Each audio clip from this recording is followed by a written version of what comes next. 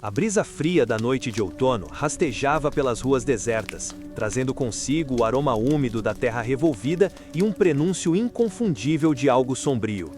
No limite esquecido da cidade, onde o asfalto se desintegrava em cascalho e a vegetação selvagem reclamava seu espaço, erguia-se a Casa dos Sussurros. Não era um nome dado em vão. Diziam que o vento, ao passar por suas frestas decrépitas, trazia consigo lamentos e palavras fragmentadas, ecos de uma história esquecida, mas nunca silenciada. As lendas urbanas a cercavam como a era que sufocava suas paredes, contando de um tempo em que a alegria residia em seus salões, um tempo que a decadência e o esquecimento se encarregaram de enterrar sob camadas de mofo e poeira. Para Lucas, a Casa dos Sussurros era mais do que um conto de assombração. Era um teste, um desafio à sua própria coragem, ou talvez à sua imprudência. A adrenalina que buscava, a emoção de flertar com o perigo, o alimentava. Ao seu lado, Sofia tentava disfarçar o nervosismo com um riso forçado, enquanto Pedro, o cético do grupo, exibia um sorriso de superioridade que não alcançava seus olhos. Rafa, a mais nova e aparentemente mais impressionável, segurava firmemente a lanterna, sua luz trêmula mal perfurando a escuridão que envolvia a silhueta tortuosa da casa.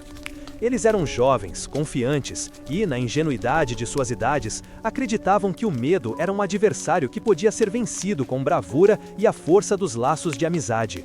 A noite prometia ser apenas mais uma aventura, uma história para contar no dia seguinte, um troféu de ousadia para exibirem aos amigos.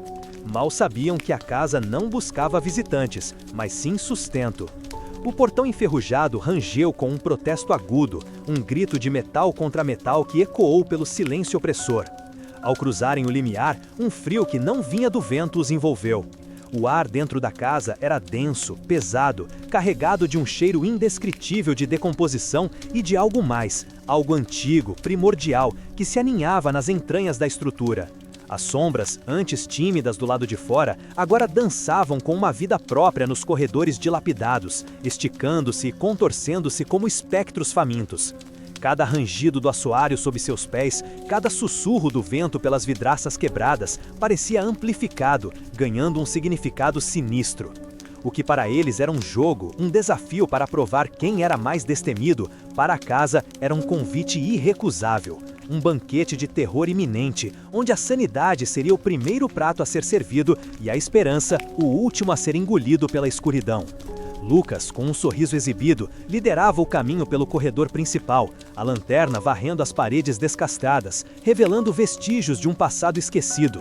Um papel de parede floral desbotado, um lustre empoeirado pendendo precariamente e, em um canto escuro, um vislumbre fugaz de algo que se moveu, rápido demais para ser identificado. "Viram isso?" perguntou ele, a voz um pouco mais tensa do que pretendia. Sofia se agarrou ao braço de Pedro, o riso cessado, substituído por um silêncio apreensivo. Pedro, embora tentasse manter a pose de indiferença, podia sentir um arrepio percorrer sua espinha. Algo estava errado. A atmosfera não era apenas a de uma casa abandonada, era a de um lugar que respirava, que observava, que esperava. A casa não estava apenas velha, estava viva. E sua vitalidade se alimentava do medo que começava a germinar nos corações dos jovens intrusos. A casa parecia se distorcer ao redor deles. Os corredores pareciam se alongar e se curvar de maneiras impossíveis. As portas, antes abertas, agora se fechavam com um baque surdo, e os sussurros, antes audíveis apenas como o vento, agora pareciam formar palavras indecifráveis, roçando os limites de seus ouvidos. Rafa, com os olhos arregalados, apontou para uma porta fechada no final do corredor. "Eu juro que estava aberta", murmurou, a voz embargada pelo pavor. Lucas tentou abri-la, mas a maçaneta não cedeu, presa como se tivesse sido soldada. Uma sensação de claustrofobia começou a se instalar, uma certeza crescente de que eles não estavam apenas explorando uma casa, mas sim presos em uma armadilha elaborada, cujas regras eram desconhecidas e cujos desígnios eram inerentemente malévolos. A adrenalina já não era o principal motor, o medo, cru e primitivo, tomava seu lugar. A escuridão dentro da casa não era a ausência de luz, mas uma entidade palpável que se enroscava em torno deles, sugando o calor, o som e a sanidade. As sombras, que antes pareciam meras ilusões ópticas, agora ganhavam contornos definidos, formas humanoides distorcidas, que se esgueiravam nos cantos da visão periférica, desaparecendo quando se tentava focar. Sofia começou a chorar baixinho, um lamento contido que parecia atrair a atenção indesejada da casa. "Precisamos sair daqui, Lucas, agora!" implorou ela, o desespero tingindo sua voz. Pedro, finalmente abalado em sua racionalidade, concordou com um aceno rápido, os olhos fixos em uma escuridão particularmente densa que parecia pulsar no fim do corredor. O que quer que fosse que habitava ali estava se manifestando, impulsionado pela energia do medo que eles involuntariamente forneciam. A porta que Rafa insistia ter visto aberta se abriu de repente, com um rangido gutural, revelando não o exterior, mas um abismo de escuridão ainda mais profunda. Um ar gélido e fétido emanou dela, como um sopro de um túmulo recém-aberto. O instinto de autopreservação gritava para que fugissem, mas algo, uma força invisível ou uma curiosidade mórbida, os impelia para a frente. A casa não permitia saídas fáceis, ela os moldava, os quebrava, os transformava em parte de sua própria lenda macabra. O que começou como um desafio juvenil se transformara em uma descida vertiginosa para o abismo do terror, onde a única certeza era de que a noite estava longe de acabar, e o preço a ser pago por sua imprudência seria incalculavelmente alto. A casa não liberou seus convidados. Não houve um confronto épico, nem uma fuga triunfal.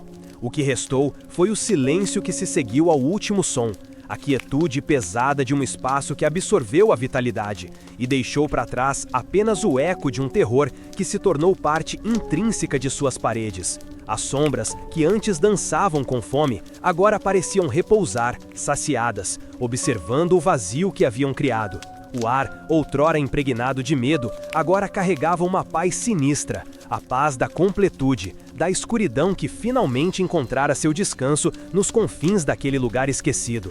A lenda urbana, que antes atraíra com a promessa de adrenalina, agora se solidificava em uma advertência silenciosa, um aviso gravado não em pedra, mas na própria ausência daqueles que ousaram desafiar seus segredos. A força que emanava da casa não era de maldade ativa, mas de uma fome antiga, uma necessidade primordial de ser preenchida, de sentir a vida vibrar em seus ossos podres. Os jovens aventureiros, em sua busca por uma história, tornaram-se a história. Eles não foram destruídos no sentido físico, mas sim assimilados, suas essências diluídas na trama de horrores que a casa tecia com os fios da sanidade perdida e da esperança esvaída. A estrutura decrépita, um organismo vivo em sua própria e sinistra maneira, havia se nutrido de seus medos mais profundos, transformando suas angústias em sua própria força vital.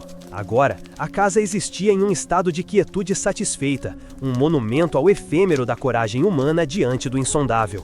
O verdadeiro eco da tragédia não residia nos gritos que nunca foram ouvidos, mas no silêncio que se instalou após. A casa dos sussurros, em sua quietude, perpetuava sua lição.